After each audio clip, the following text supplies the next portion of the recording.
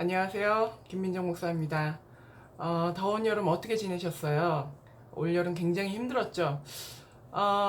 지난주에 태풍이 와서 굉장히 이 전국이 들썩거렸는데, 오히려 태풍보다는 지금 이제 비가 오는 게 더 많은 피해가 있는 것 같습니다. 인생의 고난도, 어려운 일이 올 때 항상 이렇게 몰려서 오죠. 그래서 피할 곳이 없는 것 같은 그런 마음이 드는데, 이 폭우도 잘 지나가고 또 아름다운 계절을 맞이하면 좋겠습니다. 오늘은 순종에 대해서 이야기를 나눠보려고 해요. 과연 무엇이 순종이냐? 근데 그 무엇이 순종이냐를 알려면 무엇이 명령이냐를 사실은 먼저 알아야 되죠. 그래서 저는 항상 하나님 앞에 기도할 때 내가 정말 하나님 앞에 순종하기를 원하는데 중요한 것은 이것이 하나님의 뜻인지 아닌지를 구별하는 문제가 쉽지 않다는 겁니다. 그래서 항상 하나님 앞에 기도할 때 하나님의 뜻이 분명하시거든 내가 분명히 알 수 있는 방법으로 나에게 하나님의 메시지를 전해달라고 늘 기도하고 있습니다. 여러분에게도 그런 어떤 은혜가 있기를 바랍니다. 그렇다면 무엇이 순종이냐? 제가 이제 이 순종에 대해서 이야기를 하려고 하는 이유는 제가 어린 시절부터 하나님 앞에 기도했던 게 하나님이 원하시는 뜻이면 내가 그 뜻에 순종하기를 원한다고 늘 기도를 해왔습니다. 근데 이제 저에게 굉장히 어려웠던 것은 뭐냐 하면 미국에 가라는 어떤 하나님의 뜻을 발견했을 때가 제일 힘들었던 것 같아요.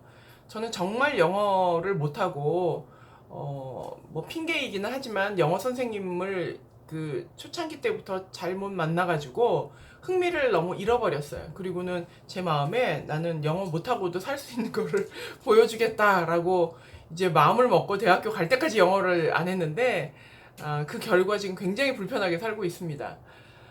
그랬기 때문에 제가 이제 미국에 가기를 하나님이 원하신다는 그런 뜻을 받았을 때 굉장히 좀 힘들었던 것 같아요. 저한테 적절하지 않았고, 잠깐 여행하는 건 몰라도 가서 터전을 잡고 사는 일은 저에게는 사실 불가능한 일이었습니다. 이제 미국에 초청을 받아가지고 집회차 미국에 잠깐 간 적이 있었는데, 플러신학교에 있는 프레이어 가든이 있어요. 그곳을 제가 굉장히 좋아해서 가서 묵상하고 또 강의 준비도 하고 뭐 하나님 앞에 영감도 받고 하는 시간을 보냈는데, 이제 강의 준비를 못 해가지고 굉장히 막 쫓기는 마음으로 가서 이제 오전에 잠깐이라도 하나님 앞에 붙잡고 기도하려고 갔는데, 하나님이 뜬금없이 제 마음 가운데 엉뚱한 마음을 주시는 거예요. 네가 이곳에 와서 머물기를 원한다라고 하는 메시지를 받았는데, 너무 말도 안 되죠. 정말 웃음밖에 나올 수 없는, 내가 무슨 돈이 있습니까? 비자가 수월하게 나오겠습니까? 또 영어를 합니까? 또 연고자가 있습니까? 너무 어려운 조건의 이야기가 내 마음 가운데 이제 떠올랐을 때 즉각적으로 무시했던 것 같아요.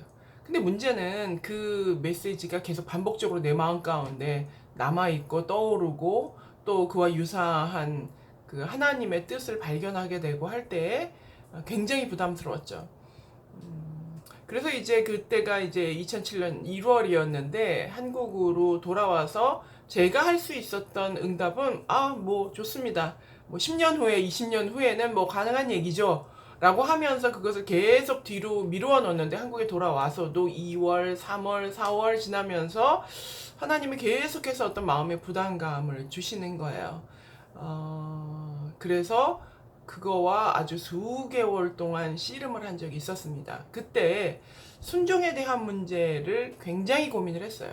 무엇이 순종이냐?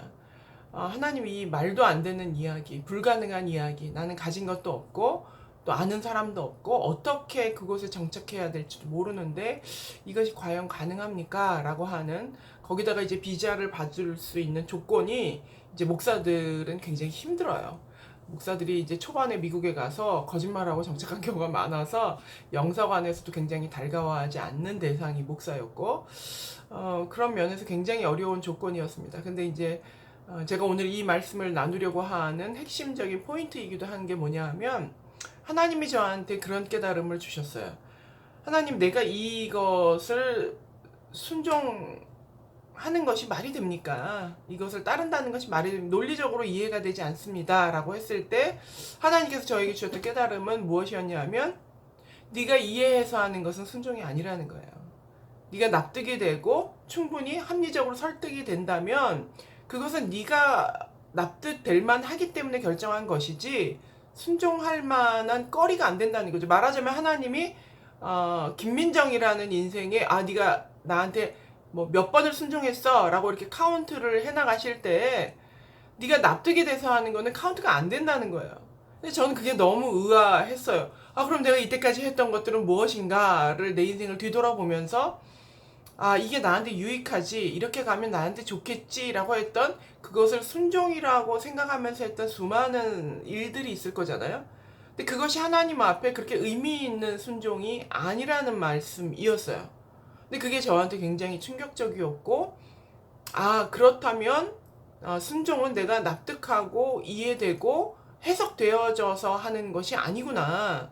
이거는 하나님의 뜻이 분명하다라고 하는 확신이 들었을 때는 납득이 안 돼도 그 이유가 보여지지 않아도 내가 싫어도 그걸 할 능력이 없어도 하는 것이 순종이구나 하는 것을 알게 되었다는 겁니다. 여러분의 순종은 어떤 것인가요?